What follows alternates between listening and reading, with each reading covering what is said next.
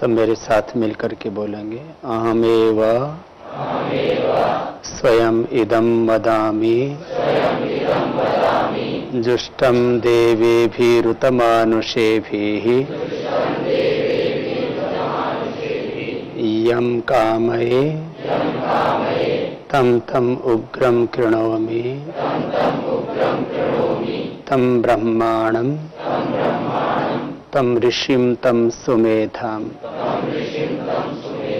संश्रुतेन गमेमहि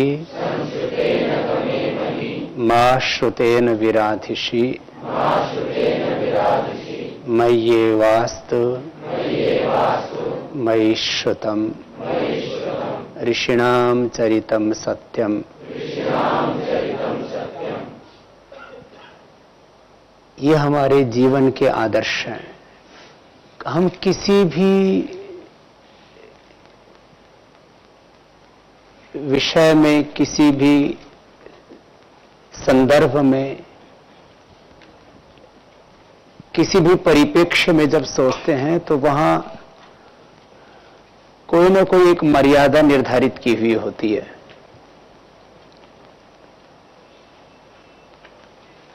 चाहे वो political sector हो, चाहे सोशल सेक्टर हो, चाहे एजुकेशन हो, हेल्थ हो, रिसर्च हो,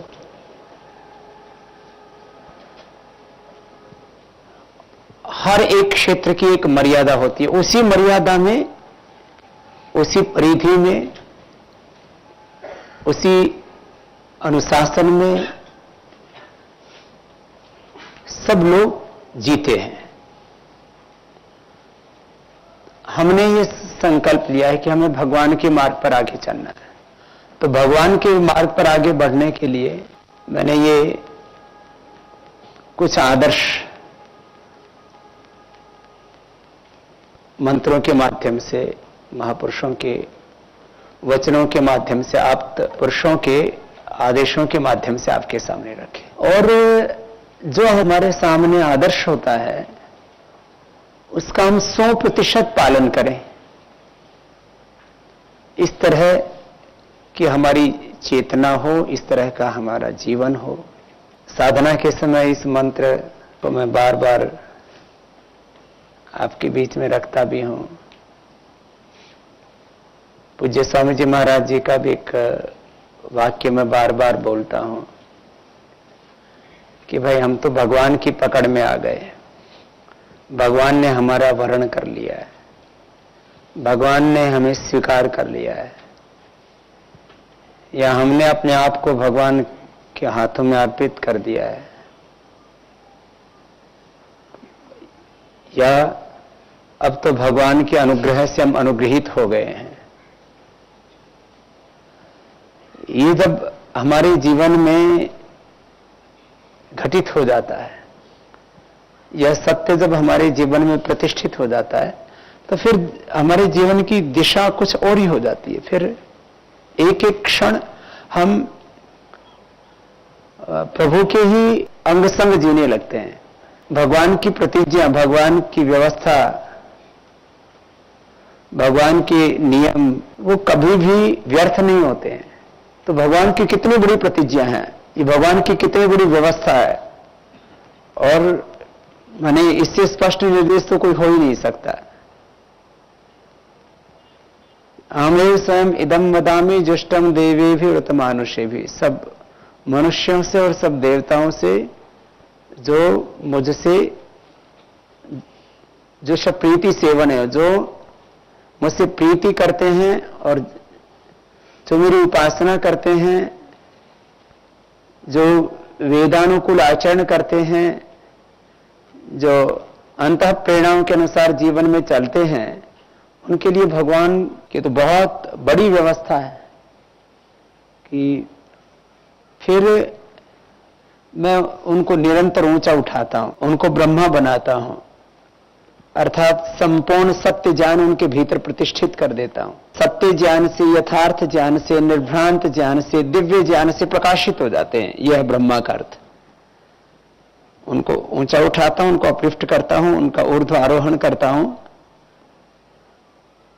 यह भगवान का संकल्प है ये भगवान की प्रतिज्ञा है। और उनको ब्रह्मा बना देता हूं, माने उनके भीतर सत्य पूरी तरह से प्रकाशित हो जाता है, ज्ञान से वो प्रकाशित हो जाते हैं। और उसी को, एक ही सत्य को अनेक रूपों में कहा जाता है, एक मंत्र में भी अनेक मंत्रों में भी। तम ब्रह्मांडम तम ऋषिम, जब सत्य प्रकाशित हो जाता है तो ऋषि बन जाता है, निर्भ्रांत हो जाता है, अज्ञान मुक्त हो जाता है, मिथ्या ज्ञान से मुक्त हो जाता है, तो फिर तम ऋषिम तम सुमेधम, ये तो हमारी स्थिति होनी ही चाहिए। और प्रतिदिन हमारा ऊर्ध्वारोहण होना चाहिए, प्रतिदिन हमारे भीतर का प्रकाश बढ़ते रहना चाहिए, प्रतिदिन जो है हमारे भीतर ऋषित्व घटित होना चाहिए। और प्रतिदिन प्रति पल, क्योंकि व्यक्तित्व तो एक एक क्षण में निर्मित होता है ना। जब दर्शन पढ़ते हैं तो तंतु और पट का उदाहरण बहुत आता है। तो कई बार दर्शन पढ़ने वाले विद्यार्थी जो है कि जब भी कोई भी बात आई तंतु और पट बीच में रहता है। तो हमारा जीवन तंतु और पट की तरह है। अब जो हमने श्रद्धेय गुरुदेव ने जो वस्त्र धारण किए हुए हैं, इसमें कितने तंतु हैं, फिर ये जो वस्त्र है इसके सारे धागों को और धागों के जो तंतु हैं उनकी जो और छोटी कोशिकाएं हैं उनको और गिनते रहें तो बहुत, माने ये भौतिक अस्तित्व जिसने हमारे ऊपर से एक आवरण मात्र के रूप में हमें ढका हुआ है, यही कितना जटिल है, कितना ही ये इसकी गणना करें तो इसके अंदर जो सूक्ष्म तंतु हैं वो कितनी मात्रा में होंगे, ये तो अभी इसको सही अनुमान भी नहीं लगा सकते। ऐसा होता है जीवन। तो एक एक पल हमारे जीवन में हमारा ऊर्ध्वक्रमण होना चाहिए, एक एक पल हमारा उपलब्धियों से भरा हुआ होना चाहिए, एक एक पल हमारा प्रकाश से परिपूर्ण होना चाहिए, एक एक पल हमारा जो है पुरुषार्थ से परिपूर्ण होना चाहिए। तो रोज इस बात को हम कह भी रहे हैं कि हमारा बाह्य पुरुषार्थ जो है वो हमारी समृद्धि है, हमारा आंतरिक पुरुषार्थ वो हमारी समाधि है, वो हमें समाधि की ओर लेके जाता है, बाह्य पुरुषार्थ हमें समृद्धि की ओर लेके जाता है। और पूरा जीवन ही पुरुषार्थ है। बाह्य पुरुषार्थ को पुरुषार्थ का है, आंतरिक पुरुषार्थ को अत्यंत पुरुषार्थ का है। यह हमारे जीवन की मर्यादा है, यह हमारे जीवन का सिद्धांत है।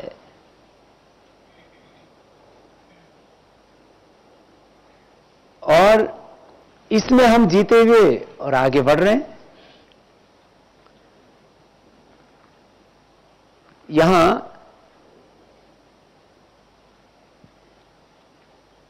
देखने में यद्यपि ये गुरुकुल अभी लघुकाय है, लेकिन दूसरा सत्य यह भी है कि इस समय पूरे देश भर में ऋषि ज्ञान परंपरा के जितने भी अनुष्ठान चल रहे हैं उसमें ये सबसे बड़ा है। माने जो गुरुकुल थे वहां 10, 20, 25, 50 विद्यार्थी हुआ करते थे। 100 से ज्यादा विद्यार्थी शायद ही किसी गुरुकुल में रहे हो, और वह भी इस संकल्प के साथ कि हमें अनंत के लिए जीना है, हमें भगवान के लिए जीना है, हमें सत्य के लिए जीना है, हमें धर्म के लिए जीना है, हमें निष्काम जीवन जीना है, हमें साधना का जीवन जीना है, हमें निश्रेयस का जीवन जीना है। ये तो मैंने सामान्य व्यक्तियों से लेकर के जो अति संपन्न व्यक्ति हैं, जिनके लाखों करोड़ का साम्राज्य है, उनसे भी जब बात की तो वो इस अनुष्ठान को देख करके आश्चर्य करते हैं, बहुत रोमांचित होते हैं कि जो है ऐसे भी हो रहा है इस धरती पर। अभी तो ये संख्या 400 से 500 के बीच में है, अगले साल ये संख्या 1000 होने वाली है। और ये बड़ों की संख्या 1000 होने वाली है तो एक पक्ष है। फिर हमने सोचा कि 5 से 10 साल की उम्र के बीच के बच्चे पूरे देश से जो सबसे प्रखर प्रज्ञावान है उनको यहां लाया जाए और उनको फिर करीब 20 वर्ष पढ़ाया जाए। 5 से 10 साल के बच्चे लिए जाएं और उनको करीब 20 वर्ष पढ़ाया जाए। 5 वर्ष प्रारंभ के उनको थोड़ा संस्कृत का प्रबोधन और 5-7 वर्ष तो उनको शास्त्र स्मरण करवाया जाए। तो ऐसे एक नहीं, ऐसे सैकड़ों युवक युवतियां हों, ऐसे बेटा बेटियां हों जिनको चारों वेद कंठस्थ हों, 11 उपनिषद कंठस्थ हों, 6 दर्शन कंठस्थ हों, जिनको भगवत गीता कंठस्थ हो। और ये हो जाएगा और ये होगा और ये होने वाला है और आप देखेंगे।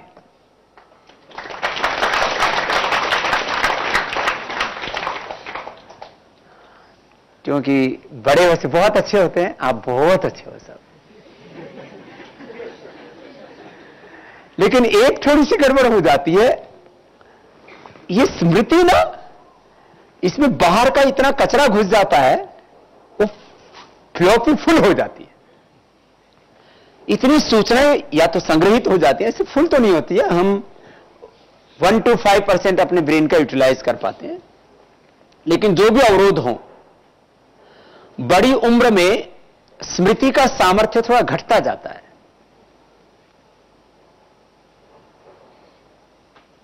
और पूरे विश्व में अब इसके ऊपर चिंतन चल रहा है कि व्यक्ति का मूल्यांकन किया जाए तो उसमें सबसे महत्वपूर्ण पक्ष क्या है, सबसे महत्वपूर्ण पहलू क्या है, सबसे ज्यादा मार्क्स किसको दिए जाने चाहिए। तो कहते हैं स्मृति को, मेधा को, प्रज्ञा को। गायत्री मंत्र को हम सबसे महान मंत्र कहते हैं, वेदों का गुरु मंत्र कहते हैं। उसमें किसकी प्रार्थना की गई? मेधा की। जब हम यज्ञ करते हैं तो भी क्या जो है, हम ऐसे तो कुछ मांगते ही नहीं, वैसे तो कोई याचना तो की ही नहीं जाती, फिर भी सात्विक याचना, याम मेधाम देवगणः तया माम अद्य मेधयाग्नि, अद्य अभी, तया माम अद्य मेधयाग्नि मेधाविनम कुरु, ये तो प्रार्थना हम करते हैं।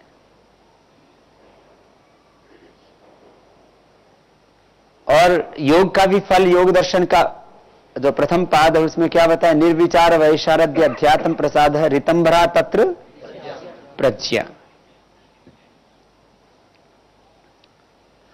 और मैंने हर क्षेत्र के शिखर पर पहुंचे हुए बहुत से व्यक्तियों से सीधा संवाद किया है, बहुत से व्यक्तियों से। एक बात सब जगह निर्विवादित रूप से वो है कि वो अत्यंत प्रज्ञावान होते हैं। तो बाह्य रूप से भी जिनका व्यक्तित्व बहुत विराट होता है उनकी बात हो, या आंतरिक रूप से भी, चाहे वो महर्षि दयानंद सरस्वती हो, चाहे वो श्री अरविंद हो, चाहे वो हमारे गौतम का जन्मे पाणिनि महर्षि पतंजलि हो, अत्यंत प्रज्ञावान थे। ये बात तो है। तो आप में से भी प्रखर प्रज्ञावान भी हैं। और देखो, ये प्रज्ञा दो तरह से हमें उपलब्ध होती है। एक तो प्रारब्ध से उपलब्ध होती है, जिनकी बचपन से ही स्मृति बहुत प्रखर होती है। स्मृति को प्रज्ञा बनाने का काम गुरु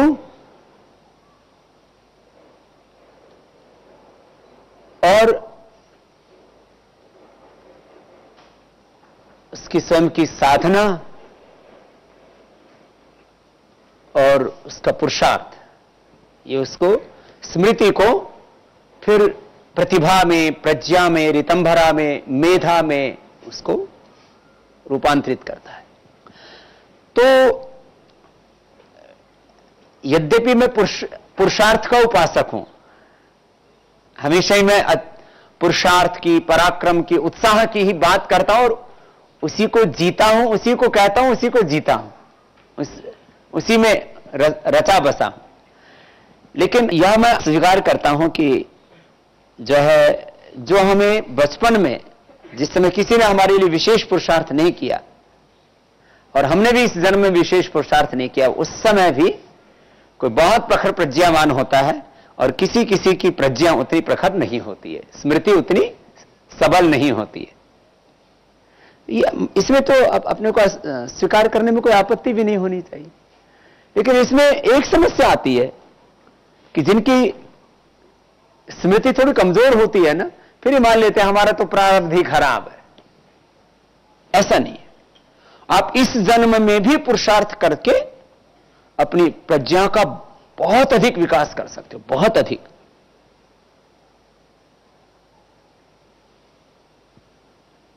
बहुत से महापुरुषों के बारे में हमने ये सुना है, चाहे वो आइंस्टीन हो, चाहे वो न्यूटन हो, चाहे पाणिनि आदि हो। कई महापुरुषों के बारे में ऐसा सुना है कि वो जो उनका बाल्यकाल था उसमें बहुत प्रज्ञावान नहीं दिखते थे, लेकिन फिर उनकी प्रज्ञा ऐसे प्रकाशित हुई, क्योंकि उन घटनाओं का तो हमें पता नहीं है कि फिर उन्होंने कितना पुरुषार्थ किया। लेकिन ये सत्य है, कुछ तो आधुनिक काल में हुए ऐसे, कुछ प्राचीन काल में ऐसे हुए। जैसे वर्तमान में भी हम देखते हैं, चाहे वो श्री जय कृष्ण मूर्ति हैं, श्री अरविंद हैं, वो बहुत प्रज्ञावान महापुरुष थे। महर्षि दयानंद सरस्वती हैं, बहुत प्रज्ञावान महापुरुष थे, बचपन से ही थे। फिर उन्होंने पुरुषार्थ किया। तो आप लोगों को पूर्ण प्रज्ञावान, पूर्ण पुरुषार्थी बनना है। फिर बन के करना क्या है? पहले तो इस स्थिति में आना कि आपकी प्रज्ञा प्रकाशित हो जाए। एक क्षण के लिए भी आप में अज्ञान ना आए, एक क्षण के लिए भी अकर्मण्यता ना आए। क्षण से तात्पर्य यही है कि वासना और संस्कार के वशीभूत होकर के हो सकता है कि मुकाबला होता रहेगा, अवरोध आएंगे। जो ये आप पढ़ते हैं ना, अहम इंद्रो न पराजिज्ञे, इसका मतलब यह नहीं है कि हमेशा कोई युद्ध हो रहा है और उसमें आपको विजयी होना है। आंदोलन के समय हम इस मंत्र को बहुत बोलते थे। ये तो आपके सामने किसी न किसी रूप में कोई ना कोई विकार आएगा, कोई ना कोई अशुभ आएगा, किसी न किसी प्रकार की अकर्मण्यता आएगी, किसी न किसी रूप में अज्ञान आदि आएगा, और वहां परास्त ना हो। जैसे आप 9 बजे सो गए और 3 बजे उठ गए, 9:30 बजे सो गए, 3:30 बजे उठ गए, 6 घंटा तो सो लिए। अब दिन भर आलस्य आपका पीछा करेगा, जहां मौका लगा और वहीं तो पहुंचेगा। जैसे पढ़ रहे हैं, पढ़ते पढ़ते थोड़ा सा सजगता हटी और ऐसा आंख लगी और आपने थोड़ा सा भी उसको स्थान दिया कि आजा, फिर तो गए काम से, फिर तो सोए बिना छुटकारा नहीं मिलेगा।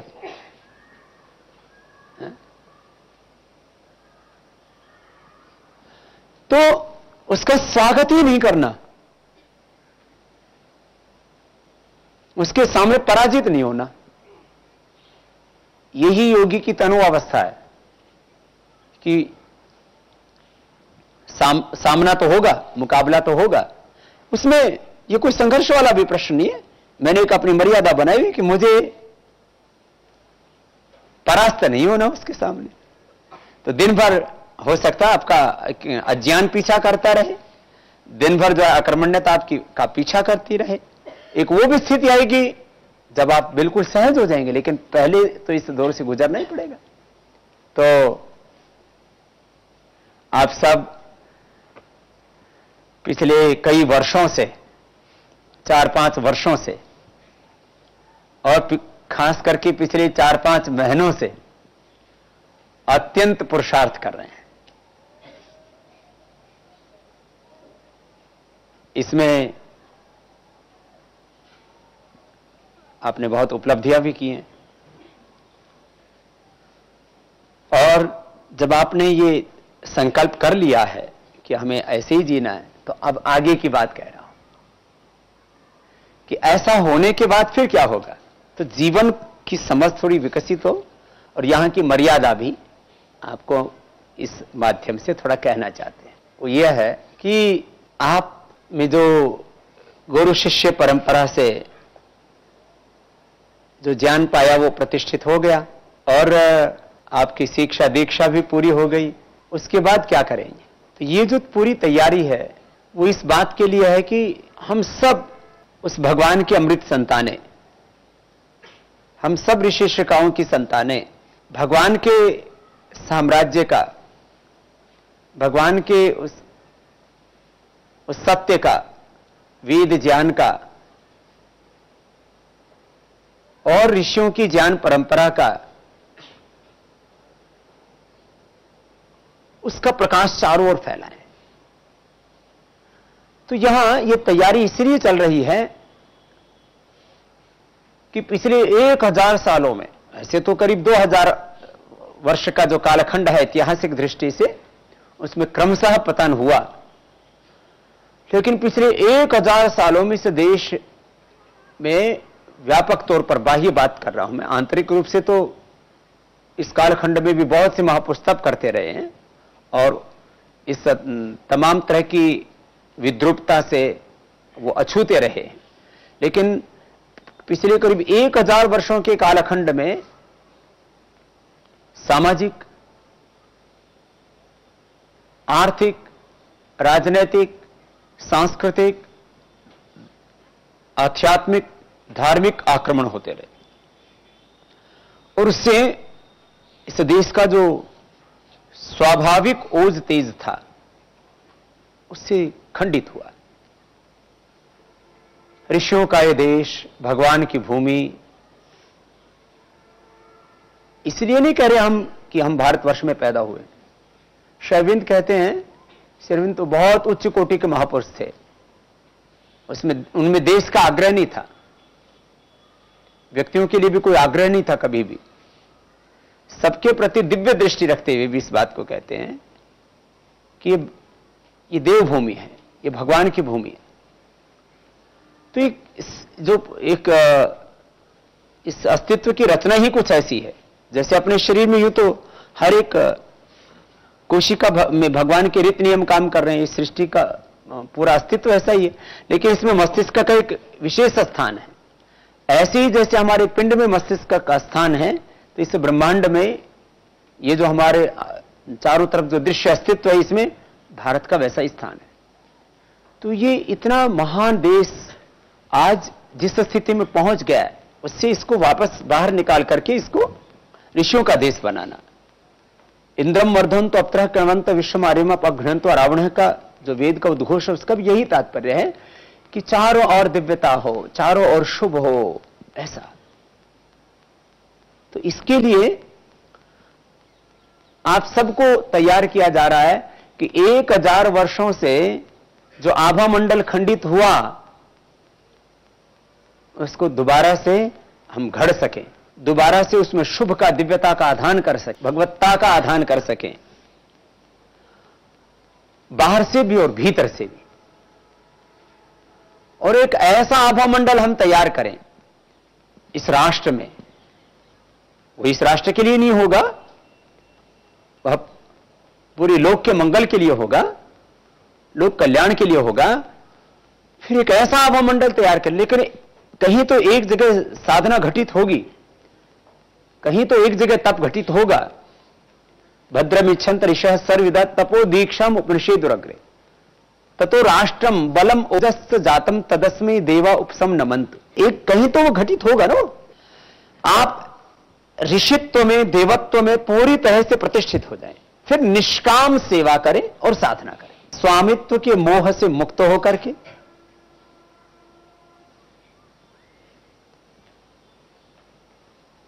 और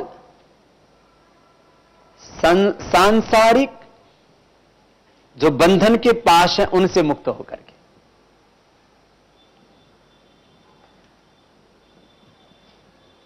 क्योंकि हमने दो तरह की घटनाएं देखी पिछले गुरुकुलों के करीब करीब,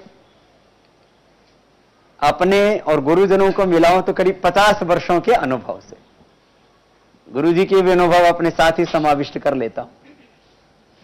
तो पिछले 30 से 50 वर्षों के अनुभव से एक बात यह निकली कि प्रथम तो ऐसे प्रज्ञावान और पुरुषार्थी दिव्य मानवों का निर्माण बहुत कम हो पाता है, और यदि हो पाता है तो ये दो आग्रह जकड़ लेते हैं। एक तो स्वामित्व का आग्रह और एक अलग अलग प्रकार के मोह, और उसके पीछे अहंकार भी थोड़ा कार्य कर रहा होता है। अहंकार तो सभी जगह कार्य करता है, इसलिए गुरुजी दो शब्दों को बहुत बोलते हैं, अहंकार केंद्रित जीवन और अज्ञान केंद्रित जीवन।